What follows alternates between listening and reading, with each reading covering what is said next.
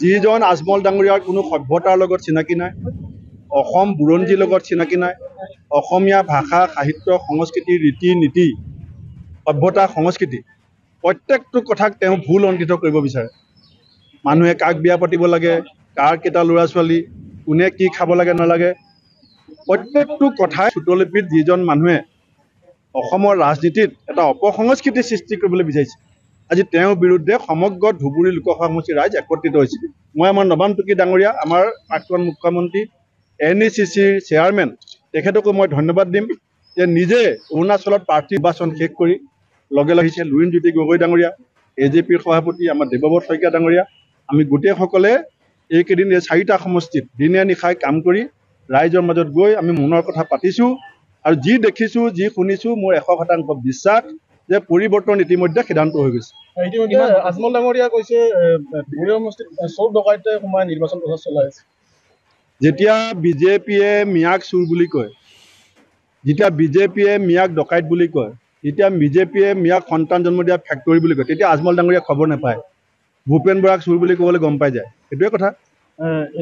অখিল গগৈ ডাঙৰীয়া এটা মন্তব্য প্ৰদান কৰিছে, বৰপেটা লোকসভা সমষ্টিত বিৰোধী ঐক্য মঞ্চৰ পৰা এজন প্ৰাৰ্থী বিচাৰি আহ্বান জনাইছে। এজনেই প্ৰাৰ্থী বিৰোধী ঐক্য মঞ্চৰ, সেইজনৰ নাম হৈছে দিব্যায়ন ডাঙৰীয়া।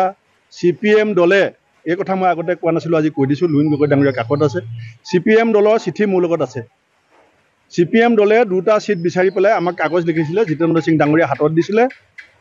শিলচৰ 1 নম্বৰ 2 নম্বৰ বৰপেটা কাগজ আছে মোৰ লগত। আমি শিলচৰ দিম বুলি কৈছিলোঁ। যেতিয়া শিলচৰ দিম বুলি ক'লোঁ, পিছত তেওঁলোকে আৰু এখন চিঠি দিলে বৰপেটা লাগে।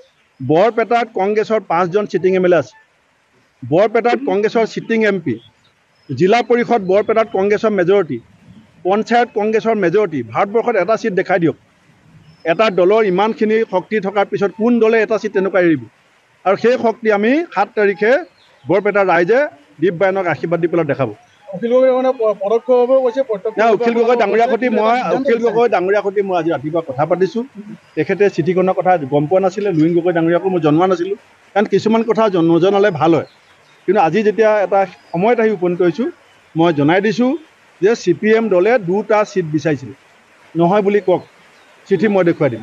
শিলচৰ আৰু বৰপেটা। যেতিয়া আমি শিলচৰ য়েছ কৈছোঁ, তেতিয়া তেওঁলোকে বৰপেটা লাগে বুলি কৈছে।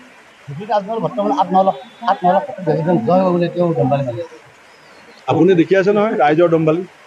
ইলেকশ্যনত কোনো নেতাই দম্বালি মাৰি লাভ নাই। মুখ্যমন্ত্ৰীৰ যিটো দম্বালি, আজমলৰ যিটো দম্বালি, এইটো আপুনি ৰিজাল্টৰ দিনাখন চাব। আপোনালোকে কিমানত জিকিব বোলে? উজনি অসমততো খালী হৈ গৈছে। কেন্দ্ৰীয় মন্ত্ৰী হাৰি গ'ল লুৰিণ গগৈৰ লগত। গৌৰৱ গগৈ জিকাবৰ কাৰণে মুখ্যমন্ত্ৰী কিমান বাৰ পাতিছিলে, দেৱব্ৰত শইকীয়া তাৰিখ দি দিব সময় কিমান দিন বহিছিলে, কি হ'ল? নাই মইতো নহ'ব, আপোনালোকে যে মোক সুধি আছে কেইখন জিকিব, মুখ্যমন্ত্ৰীক সুধিবচোন। মইতো মুখ্যমন্ত্ৰীক চেলেঞ্জ দি আছোঁ যে আপাৰ আছামত যদি এখনো জিকে, তেওঁতো 5-0 কৈ আছে।